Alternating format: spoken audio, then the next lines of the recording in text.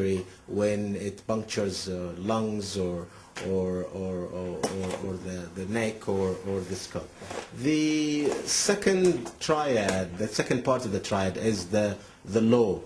Laws have been promulgated to really protect the interests of the regime, as you may expect, and it ensures that activists, when they show flagrant and more obvious activism, reporting violations, then it's the law which really cripple them.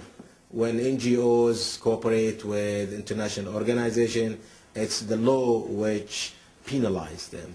When you call for a democratic constitution to be written by the people, then it is terrorism, and it's the law which ensures that you are prosecuted and detained for, well, imprisoned for life.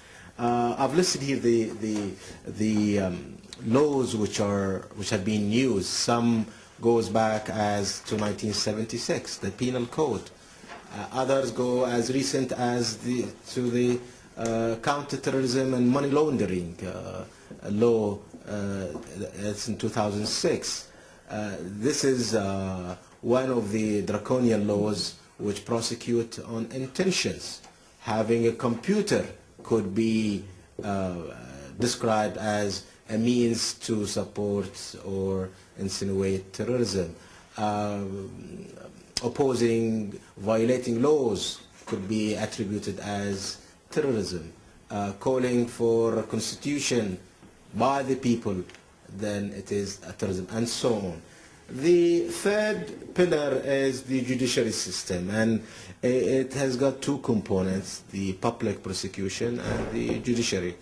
The public prosecution used to be part of the Ministry of Interior until 2002, and it was moved to under the umbrella of the Ministry of Justice, ensuring that all the crew who work in that public prosecution and Attorney General office are also carrying out their job, and they are being used to prosecute activists, as I explained earlier.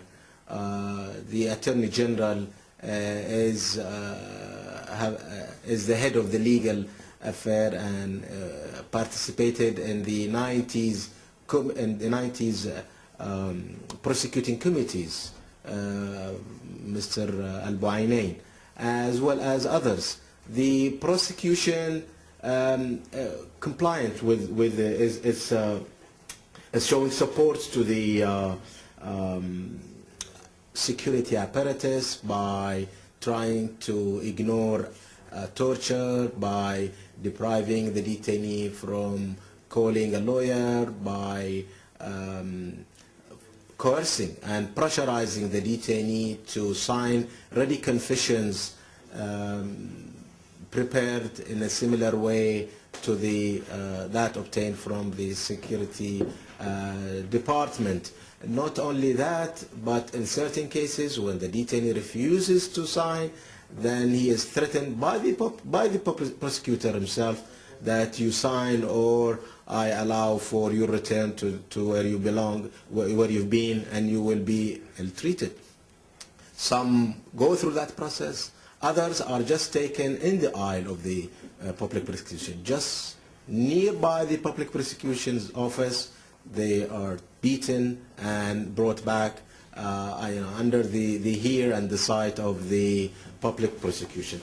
The judiciary, the judges are formed or governed by the Supreme Judiciary Council, headed by the ruler himself and controlled mainly by his royal court minister, Khalid bin Ahmed, who appoints the judges, takes away judges, and ensure that rulings and verdicts are politicized, and ensuring that no activist is let out without being incriminated. The other Judges are, the sources of judges are three. Those imported from Jordan, Egypt, and Sudan. The others are graduate of what they call the Institute of Judges, of course governed and directed by the Judicial Supreme Council, and the other is the public prosecution. The public prosecution itself is producing judges, and yet you can see that the judicial system, had it been the public prosecution or the judiciary itself, has lost any form of independence and credibility, or showing any form of compliance or appreciation to political activists or even human rights. I wonder, since a lot of this is detailed in your quite extensive paper, whether you might just conclude. I'll just conclude. Yes, I will just conclude. Yes, yes.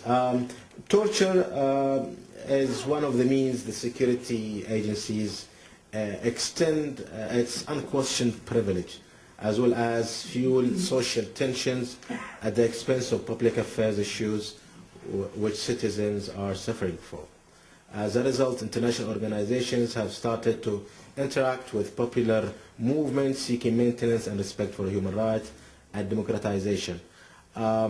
Complaints against known and named torturers should be initiated at home as a first and necessary stage to integrate with the trend to raise complaints against them abroad. The purpose of those complaints is not to give any credibility to the judiciary in Bahrain, but to really strengthen the trend against torturers and those responsible for them, and send a message to all of them that time of prosecution to them has come, and that they one day will stand before independent and fair trial leading to their punishment. Thank you very much.